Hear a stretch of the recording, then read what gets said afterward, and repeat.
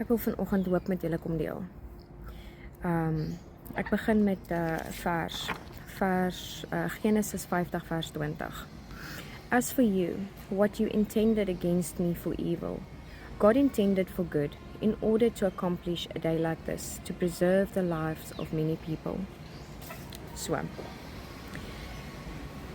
wanneer mens in 'n moeilike situasie sit, dan is mens geneig om te wonder, waar is die Here? Mense is geneig om te wonder, is dit iets wat ek verkeerd gedoen het? Is dit 'n verkeerde pad wat ek gevat het? Is dit 'n verkeerde keuses? Het ek nie die Here in my keuses gehad nie? Is dit die enemy wat besig is om attacks op my te sit? En ek wil vandag vir jou sê, weet jy wat, ek dink dat dit absoluut 'n kombinasie van al daai dinge is. Ons moet net besef dat die duiwel is 'n opportunis. En die oomblik wanneer daar dinge opkom en ons dink ons maak die keuses volgens dit wat die beste vir ons gaan wees, sonder om die Here daaroor te raadpleeg, dan kan die duiwel daai situasie gebruik en dit baie erg maak. Maar wat hierdie gedeelte vir ons sê is dat selfs al het ons die verkeerde paaie gevat en die duiwel die opportunity gesien het om ons te attack en dinge baie slegter te maak as wat dit is, kan die Here dit altyd draai in die goed. En wat sê die Here? Die Here sê hy laat alles saamwerk vir die wat hom goed saamwerk, vir die wat hom liefhet. So nou hierdie afgelope tyd in my lewe spesifiek. Ek kan net voorbeelde gebruik wat ek deurgaan, dinge wat in my lewe gebeur. Soos julle weet, my man is nou al vir amper 7 weke weg. En ons het nou al baie gedink, was hierdie die regte besluit gewees? Was dit van die Here af gewees? Want ek kan nie dink dat die Here 'n man en 'n vrou van sy gesin wil skei vir sulke lang periodes, veral nie in hierdie tydperk nie. Waar ons nou al verjaarsdae deurgegaan het en alles waar hy nie hier is nie. Nou wil ek vir julle sê hoe ongelooflik laat die Here dinge uitwerk. En ook hoe die Satan probeer het in hierdie tydperk om ons fisies uitmekaar uit te skeer. Hy het gedink hierdie gaan die perfekte opportunity wees vir hom om dinge nou finaal te breek. En kan ek vir julle net eerlikwaar sê, hy gebruik die mense die naaste aan jou. Hy gebruik die mense die naaste aan jou, wat die naaste is aan jou, om jou die seerste te maak. Dit is net belangrik om altyd te besef dat dit maak nie saak wat in die verlede gebeur het nie. Dat ons grace moet hê vir mekaar en hierdie dinge met mekaar moet uitsorteer en altyd met mekaar eerlik moet wees.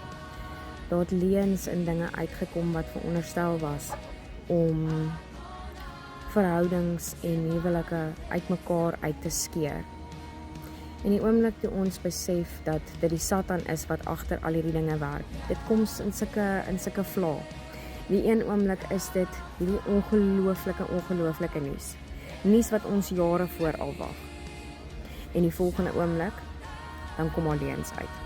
Die volgende oomblik, dan kom al goed van die verlede uit. Die Satan gaan nie vir jou wag dat jy dinge kan regmaak op jou tyd met jou mense nie, want wanneer dit hom nie pas nie, dan kom die dinge uit en dit gooi alles deur mekaar. Satan haat jou gesin.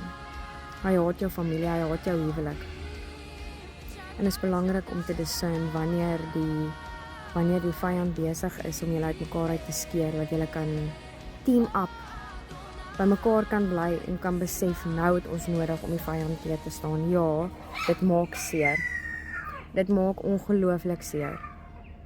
Maar om jou emosies en jou gevoelens hier uit te haal en die breër prentjie te sien oor wat besig is om te gebeur. Om iemand te vergewe beteken nie dit gaan nie seer wees nie. Om daai persoon weer te vertrou, gaan dalk 'n oomblik vat. Maar weet jy wat kan ek wel vir jou sê? As daai persoon die Here in hulle lewe het, kan jy op die Here vertrou. En vertrou dat die Here deur hulle werk.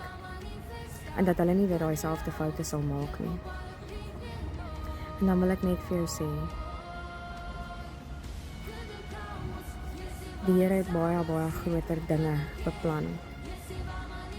En baie beter keuses wat vir jou voorlê as wat jy self kan maak.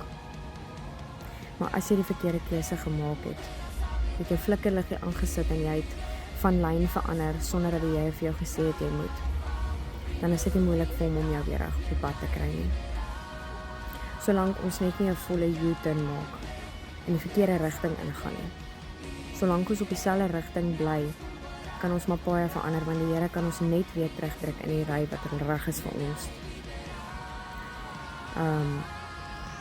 Daar het ongelooflike dinge gebeur en ek wil net vir julle sê, die Here luister. Die Here luister dinge wat jy gebid het. As jy vir die Here gevra het vir iets, kan jy maar weet dat hy dit in consideration vat. En wanneer hy iets beter vir jou beplan het, as wat jy in gedagte gehad het, dan gaan jy nie dadelik 'n antwoord kry nie. Dit is die moeite werd om te wag. Ons gesindheid terwyl ons wag is ook belangrik. Ek gaan nie sê dat jy nie negatief gaan raak nie. Vir my is negativiteit en die wag op die antwoord is wat my soms van die Here kan skei. As dinge lyk of dit net stil staan, as dit lyk of daar nie vordering is nie, dan kan ek in my bed gaan lê en ek het nie eens woorde om met die Here te praat nie, en wat my deurgetrek het in hierdie oomblikke was om vir die Here te sê, Here, ek weet nie wat om te sê nie. Sal U net asseblief by my wees? Sal U my net vashou? Kan ek net bietjie in U presence sit en niks sê nie? Dit is belangrik dat ons nodig het om te weet. Daar is 'n gedeelte in die Bybel wat sê, strengthen yourself in the Lord. Dit is belangrik dat ons nodig het om dit reg te kry. Kry dit reg om jouself te strengthen in the Lord. En jy gaan die resultate sien met jou oë, en after everything is said and done, dan is dit ons beurt om die Here glorie te gee, want hy verdien dit. Die Here verdien al die glorie. Hy is ongelooflik. Hy is alles. En ek hoop vandag dat jy hom in jou lewe vind. Ek hoop vandag dat jy hom kan vertrou met elke liewe aspek van jou lewe, maak nie saak hoe klein jy dink dit is nie. Nooi hom in. Praat met hom. Wag geduldig op hom. En kyk wat so ongelooflike dinge gaan hy vir jou in jou lewe doen. Dis die moeite werd, ek beloof dit is die moeite werd.